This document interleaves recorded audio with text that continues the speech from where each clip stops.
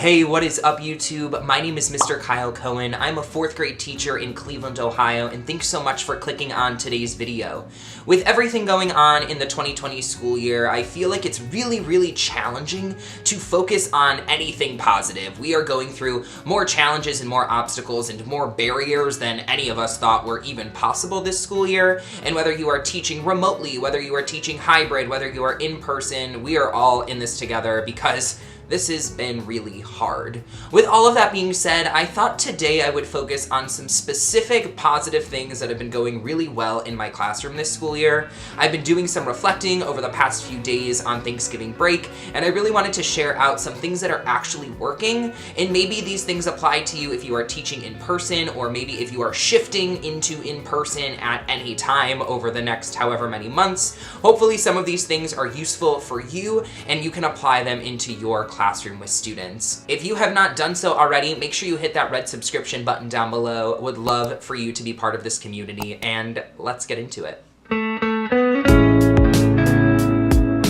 The first thing that's going well in my classroom so far this year is the fact that I taped off all of my desks with where they belong. Now, I don't know about you, but over the past few school years, I've been using flexible seating in my classroom, but given the nature of this school year, that's obviously not an option. In my building and in my district, all of our furniture was replaced with traditional desks and chairs, like it's the 1960s, a high school to be exact. But we are working with what we have, and in order to keep all of my students' desks spaced out and in an organized fashion, I put black painter's tape on the floor, on the front legs, so that I am not constantly needing to measure 6 feet of distance so that students aren't throwing their desks wherever they feel like it when we clean up at the end of the day.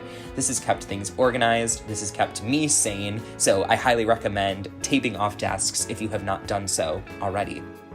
Something else that has been working this school year has been my system for managing pencils.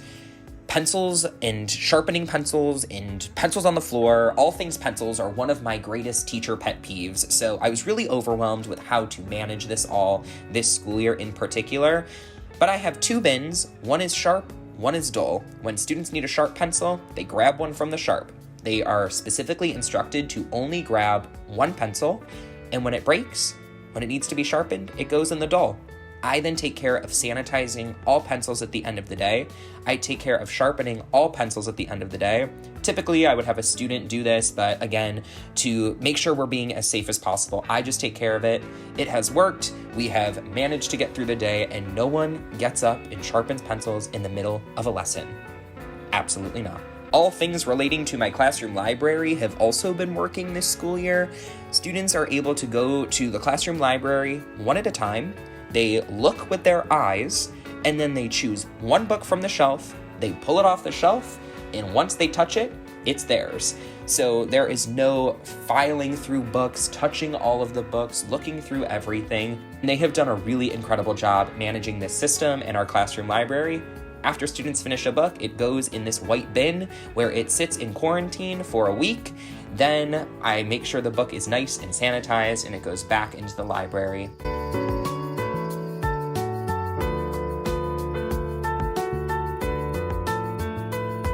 Throughout all of my years of teaching, I have been using student mailboxes as a way to file student work. Once I grade student assignments, they are placed in their mailboxes for them to take home, and I was really concerned about how I'm going to manage this system this school year. With that being said, students have done a really great job navigating mailboxes. At the end of the day, students are dismissed one at a time to walk to their mailbox, grab their materials, and go back to their desk. There is no exchanging conversations over at mailboxes. There is no touching anything besides your own mailbox. It is quick, it is efficient, it is simple, and most importantly, it is safe. As you see here, my mailboxes are sorted by numbers, so I don't have to relabel them every year, and I keep track of whose mailbox is who by keeping a list on top of student numbers, just so when I'm filing work into mailboxes, I know whose work goes in which mailbox. Ever since my first year in the classroom, I've been using a house system as a way to incentivize positive behaviors in our classroom. In addition, our house system is a way for students to take ownership in the classroom and for them to really form an agreement for what they want to see, what they want to feel, what they want to do, and what they want to hear in our classroom. We go over all of these agreements, these values that we set in the beginning of the school year, and students are randomly placed into 4 different houses. Our 4 different houses embody the 4 building-wide principles that we have at my school. So I made sure to craft our house system so it aligns with our school-wide behavior plan. Once students are broken up into their individual 4 houses, that's when the fun begins. Students are constantly working to earn points for their house that work towards a wide range of incentives. We have spirit days that have to do with houses. We have all sorts of events and fun prizes and things that go on that have to do with our houses in our classroom. In addition, one thing I do to keep track of who's in what house is I make a bulletin board to display student names and what house they're in. Students have a name tag on their desk to remind them what house they're in, to remind their classmates what house they're in, and all those fun things. A concern that I had with this school year was, how am I going to manage small groups? How am I going to make sure that we are being really safe, but I still have the opportunity to pull students? And these dividers have come in great use. Whenever I am pulling students at the small group table, these dividers are up. They're making sure that I'm staying safe, that students are staying safe. After I work with that group of students, the entire table is sanitized for 3 minutes.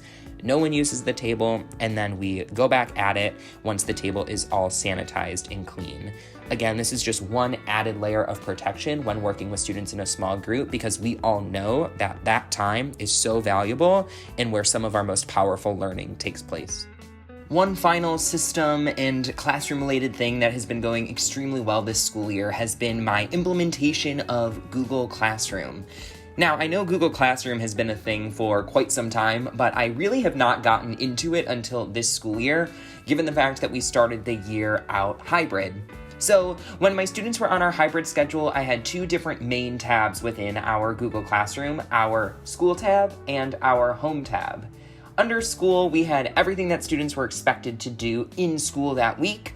Under Home, we had everything students were expected to do that week. And then I had different categories below where I would file things away. So I would have one for ELA, I would have one for math, one for social studies, one for science, and so on. And this has been such an awesome way for students to stay organized with their work, for me to stay organized when it comes to grading and staying on top of things. So implementing Google Classroom into the classroom has been great for being on hybrid.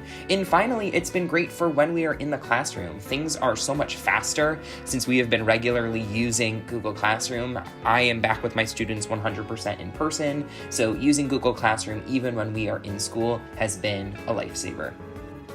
Thank you so much for watching today's video. If you found anything useful in today's video, make sure you go ahead and give this video a like.